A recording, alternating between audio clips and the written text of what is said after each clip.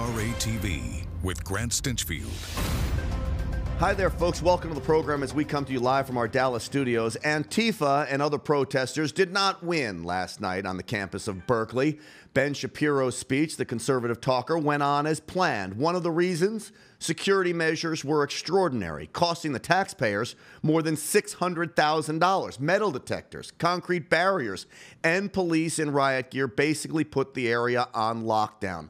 All of this to ensure that the 33-year-old conservative, an Orthodox Jewish man, could deliver a speech on a college campus where so many there are calling him a Nazi. It boggles the mind, really, to even think that they use that kind of term about Ben Shapiro, who is Jewish. I've never met a Jewish Nazi so far, but Berkeley claims to be the home of free speech. Clearly, it is nothing close to being the home of free speech. Somebody who knows all about this is Larry Klayman. He filed a lawsuit on behalf of that young woman who got sprayed in the face with pepper spray the last protest around.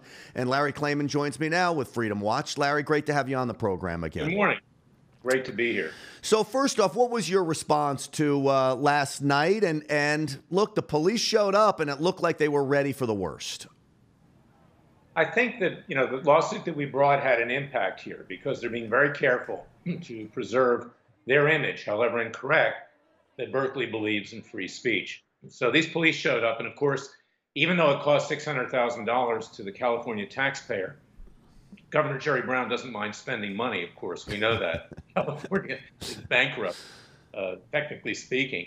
So it was no skin off their nose. They'll just raise taxes. They just raised gasoline taxes out here.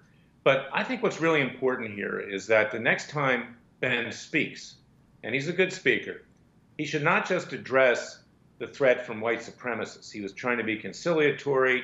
He used words saying they're terrible people. They're worse than terrible people, frankly. But he needs to address the threat from Antifa, from groups like Black Lives Matter. There are elements of that who are no different than the white supremacists. They're just the flip side of the same coin. You've got Al Sharpton, who's advocated killing white cops and cops of all colors. And, of course, Louis Farrakhan of the Nation of Israel, who's a vehement anti-Semite and anti-Christian, and who has, just 3 days before the massacre in Dallas, Texas, and I represent an African-American policeman there who was assaulted, he advocated killing cops there. This needs to be addressed, and it needs to be addressed in the eye of the so-called hurricane. And I'm not talking about Hurricane Harvey. I'm talking about the hurricane that exists in colleges and universities to start educating these people, these young kids, as to what we're up against, because it's two sides of the same coin, as you know, and President Trump was not wrong to say that it's both sides that are at fault. So I hope that this is a good example of how people should be protected for free speech. I hope that our case did some good. I believe it did. Sometimes even if you don't win cases, it has an effect. We haven't won it yet. I'm confident that we will. But it's having that interim effect. I do believe that if it wasn't for your lawsuit and people speaking out, whether it's either here on NRATV or other conservative groups about the hypocrisy of all of this, that the Berkeley Police Department may not have taken the action that they did last night. And specifically when they're challenged in court, like you have challenged them, where there's some real ramifications if this continues. And look, the ultimate ramification is that innocent law-abiding citizens were getting hurt. Their property was being destroyed. The role of government is to protect the people. That's like one of the most important roles of a limited government, is to protect its citizens. Clearly, Berkeley was not doing that, and I think your lawsuit had a big effect last night. Well, your efforts too, and people that are our colleagues that are speaking out against this, but we have to talk clearly, and that's the problem I've had with Attorney General Jeff Sessions of the Justice Department. He's only investigating one side. He should be investigating both. It needs to be even-handed. It's totally out of control. You talked about Ben Shapiro, who's an Orthodox Jew. Well, even the son of Prime Minister Benjamin Netanyahu in Israel recently has been attacked because he had a mocking meme cartoon about George Soros, who just happens to be, and I'm not exaggerating, George Soros is a self-hating Jew who actually, along with his dad, collaborated with Nazis in World War II. It's not in dispute. He actually had to admit this on 60 Minutes by confiscating their property. And the son of Benjamin Netanyahu has been called an anti-Semite, if you can believe that, the son of the Prime Minister of Israel. The left has no bounds.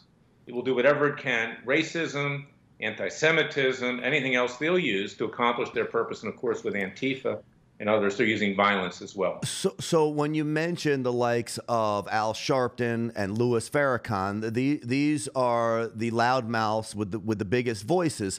But I think you can also throw George Soros into that mix. Now, he may operate quietly, but his money speaks very, very loudly. And then what happens, Larry, is these school administrators, these university administrators, and the president of Berkeley is a prime example of this. They take their cues from these clowns. Well, they do. George Soros is very tight with President Obama. He's very tight with Hillary Clinton. He donated a lot of money to get Sheriff Arpaio, the America's sheriff in Phoenix, defeated, my client and friend. George Soros is somebody who supports these ultra-leftist groups, including Antifa. So it's relevant, and he's behind the scenes, but he will surface in our case. Ultimately, he will probably be made a defendant. I'm going to seek to take his oral testimony, his deposition. He has to be confronted. He's the Wizard of Oz, in effect, the bad version of the Wizard of Oz behind the curtain here to Antifa and these radical leftist groups. And of course, Farrakhan, he's got a lot of money too.